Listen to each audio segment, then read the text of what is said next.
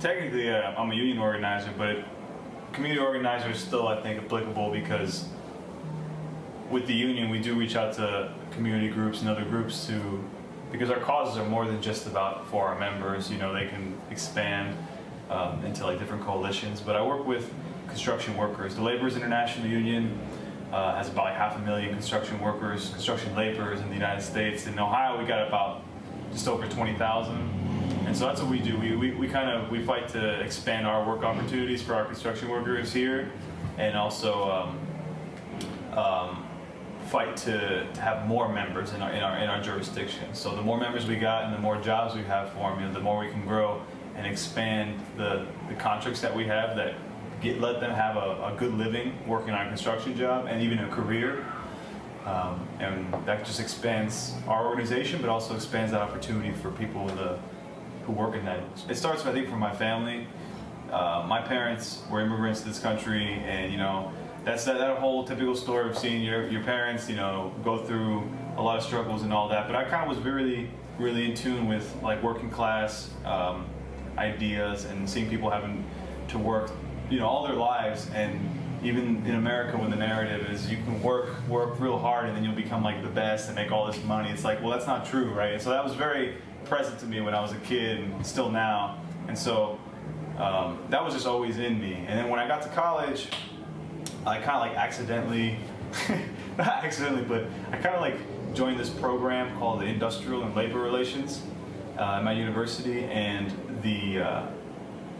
that you do study labor there, but a lot of the people go into management positions because labor relations is two-sided, right? Management and labor.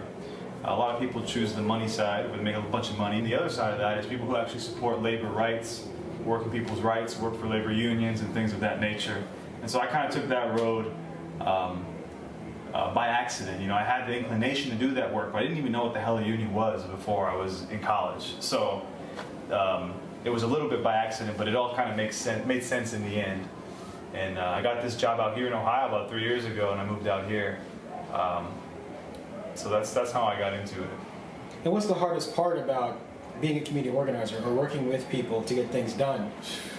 Man, the hardest part, I'll say two things. If you're talking about just community organizing is one thing, but I think this issue is even bigger when it comes to unions, is you got to deal with a lot of politics internally. It's not just about politics like who's the mayor in your city, who's the governor of the state, right? It's who is the boss, right? Who's the leadership? Because leadership of any organization decides what the direction of it is. They decide if the people under them have freedom to do what they want, or they decide if they want things exactly the way they want it. And so the hardest part working for a union, I think, is managing those relationships and figuring out what kind of wiggle room you got in terms of some of the campaigns you're working on. And that also is true, I think, in community organizing, especially when it comes to like because some of the funding is scarce. It's coming from certain organizations, and you're expected to do certain things with it. But so beyond the money and the bureaucracy of it all, I'd say the hardest part is, especially when it comes to organizing workers and people who don't have a lot of income and are busy with their lives just working and have, difficult lives, is getting them to commit time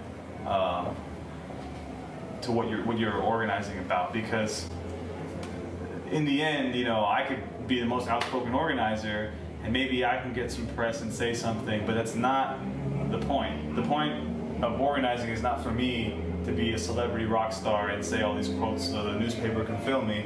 The idea is to get the people who are actually going through what we're talking about to speak out, and for them to have ownership of what they're doing, right? And the organizer,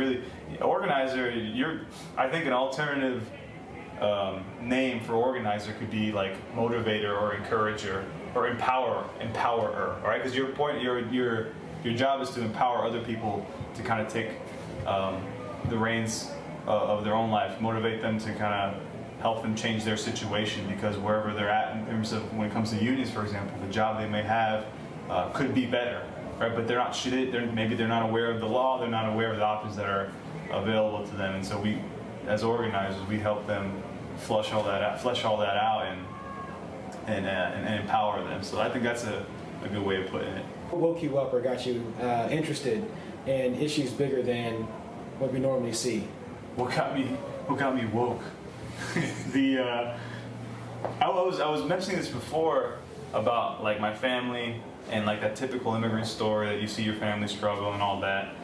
There was, I'll just stick to this one anecdote and keep it at that. My mother, she was an immigrant, and she went really, she did a lot of effort, had a lot of effort in learning how to speak English very early on when she moved on here. But she became a single mother when my parents split and all that, very young.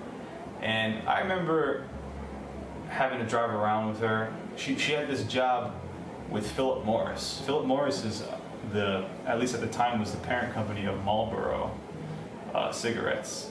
And so she was doing like advertising for them and all this kind of stuff, and like going to like mini marts and like putting up advertisements and doing that kind of stuff and working with clients. And she was obviously speaking English and doing all that kind of stuff, and she was doing pretty good. It was a neighbor of ours that was her boss, her manager, and that's how she had gotten the job. And so that manager apparently ended up, kind of being pretty abusive to her on the job in terms of just taking advantage of her work ethic and making her do a lot of the managerial position work. So the manager would just like stay at home, do all this, do nothing, and my mom would do a lot of extra work. Anyway, it came to the point where that woman left above her, and she was going to take that managerial position, and she had all the experience and the time in there and better know-how than anyone else, and they denied her the job because she didn't have the requisites of schooling in the United States, right? She didn't have college here in the United States. She had, I believe she got her GED. I'm not sure how that works when you come from another country and you have completed that stuff.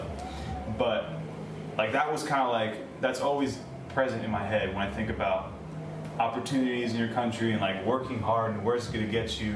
Like that moment was kind of like, this is all, messed up, right? There was no reason for her not to have that position. It's all these barriers that are in your way, and everyone has different experiences, but for me that's kind of like a good example of what got me there. So yeah.